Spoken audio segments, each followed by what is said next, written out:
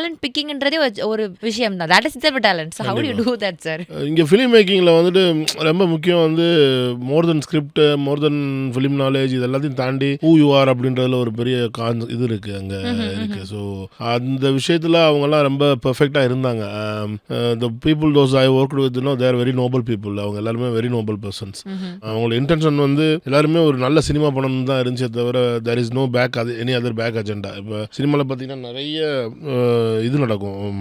சினிமாவில் ஒரு ப்ரொடியூசராக இருக்கிறது வந்து ரொம்ப பெரிய ஒரு டஃப்பான ஜாப்.